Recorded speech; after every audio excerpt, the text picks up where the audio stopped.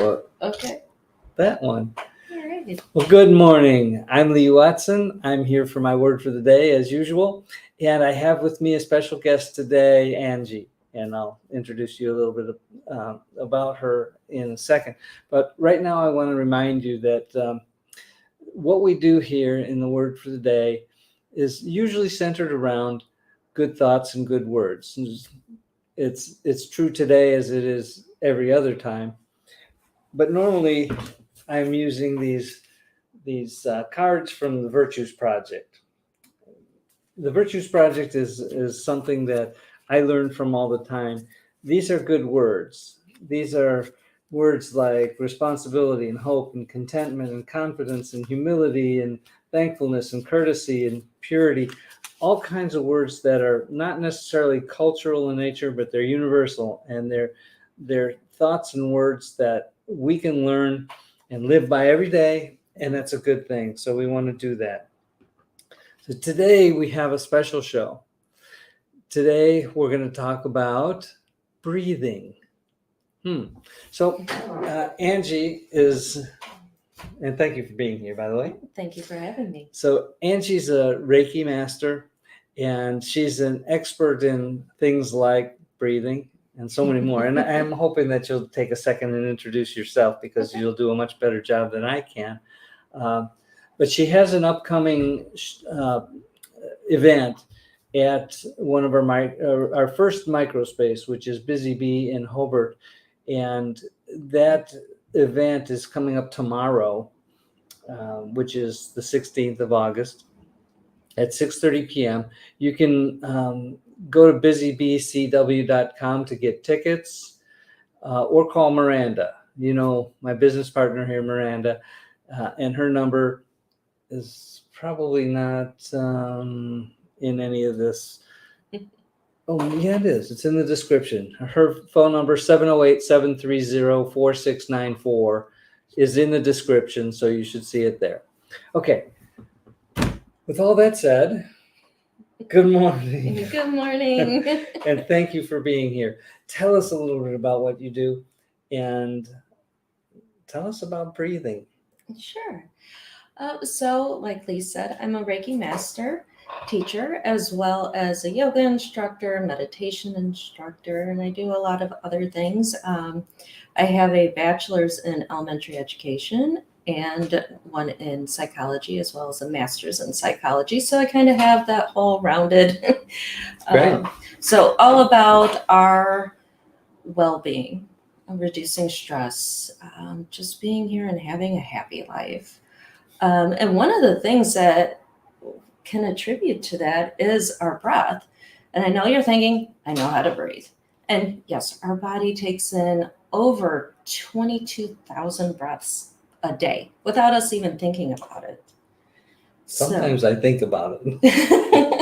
And that's a good thing. It's something that maybe we should take time to think about throughout the day, because sometimes we forget to breathe. We hold our breath. We breathe more in our chest than we do in taking a nice deep breath. Yes. We might mouth breathe, or again, we start breathing erratically, and that can cause stress. That can actually cause stress. That can cause panic attacks. That can cause anxiety.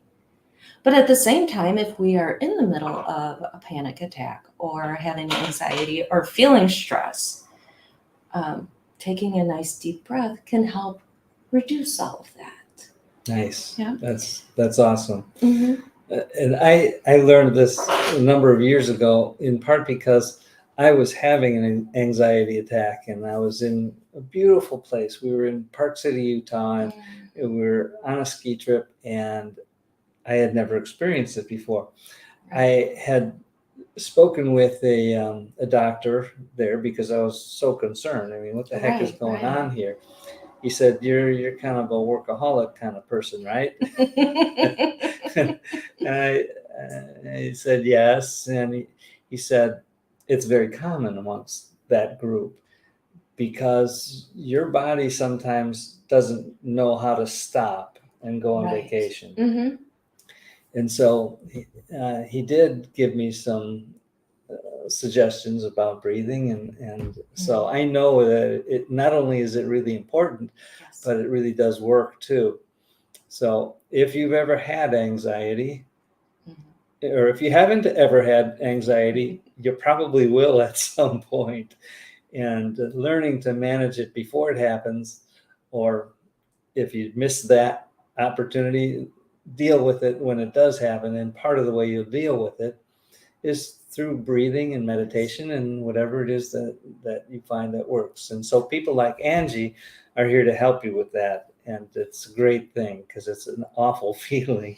It is. And actually, we, my husband and I really got into doing more of the breath work because he was having panic attacks. Last time he had one, we were sitting in the car at 2:00 in the morning going, are we going to the hospital or not? Because he thought he was having a heart attack. And finally he was like, no, I think we can go inside now. Because, and the doctors couldn't find anything wrong with him. He had lots of stress tests, and it was because he was having stress at work and he was hunched over a computer all day. How many of us are hunched over our computers or our electronics?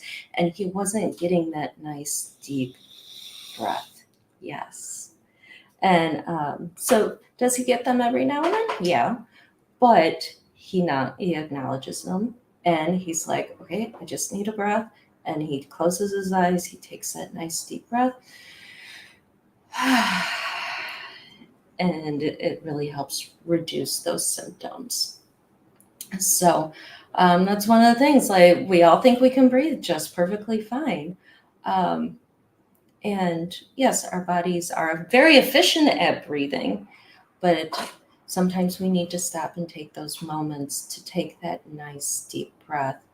And where we take our deep breaths also makes a big difference. Okay. So here, usually in the Western Hemisphere, we breathe in our chest. Yeah, that's where our lungs are. That's where we're supposed to breathe, right? Yeah, sort of. Right? But when we start taking those shallow breaths into our chest, that actually stimulates our fight or flight. So then our cortisols go up, our stress goes up, our anxiety goes up because, oh my God, our reptilian brains are going, we're in trouble. Where's the saber-toothed tiger? Yeah. I mean, essentially, that's our body's response. So when we breathe down into the belly, and I know a lot of us women, we're supposed to hold in our bellies. We're not supposed to let our bellies out. But that can also attribute to not taking those good breaths. So when you relax the diaphragm, you push down the diaphragm, that actually stimulates our vagus nerve, which then stimulates our parasympathetic system, which is our rest and digest system. Cool. Yeah, which, we talked about fight or flight in school. But I don't ever remember, and I know it's been a long time, but I don't remember talking about the rest and digest. Right. And so now we don't have any of those ways of getting rid of that fight or flight. If we were being chased by a saber-toothed tiger, we'd run, we get all of that out, we get safe, and then we go, yeah. Okay. When we just have stress all the time in our society, we got deadlines to do and the kids and, just whatever kind of things we got going on, it's consistent, it's continuous. We don't have that, okay, I can take that deep breath. So that's why it's really important to take time to take a nice deep breath. That's awesome. And it's all true. I know it because I've experienced some of this. And also, my wife developed asthma as an allergic. It started with an allergic reaction and it turned into asthma. She never had asthma as a child or anything like that. But now she does have it. And so she has to pay attention to her breathing a little bit more. And she has a little oxygen meter that she puts on her finger. And I've been using it during my morning. I have a morning routine that includes, reading and meditation and all that kind of fun stuff. And I've been using that, and I can watch the meter go down, as when I do some deep breathing. It oxygenates. It helps. It's a good thing. So if you have asthma, pay attention to that. You probably already have a little meter. It just measures pulse and oxygen, and it's pretty cool. Okay, so you have an upcoming event tomorrow. Yes, tomorrow.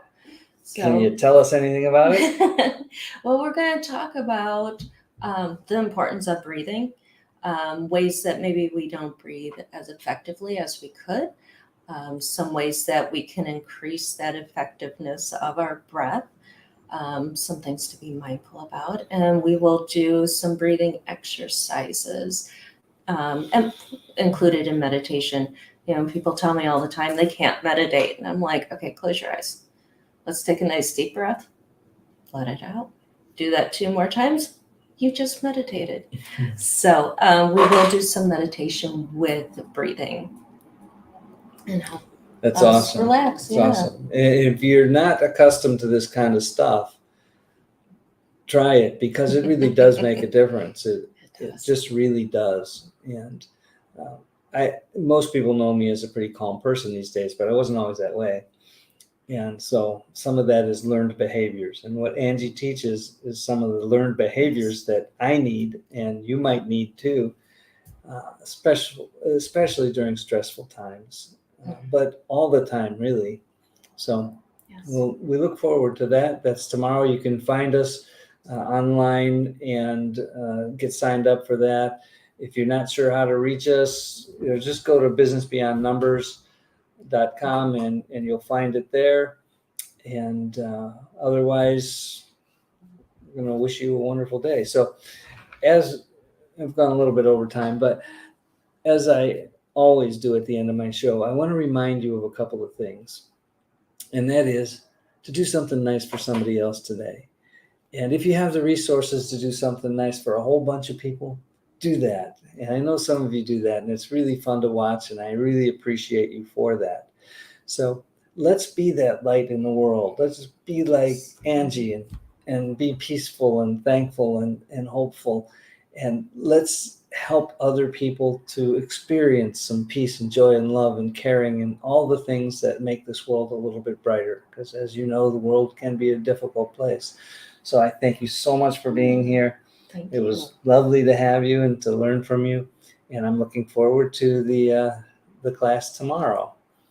So make this a great day. It's a little drizzly out here, but still, a couple thousand feet up, it's bright and sunny.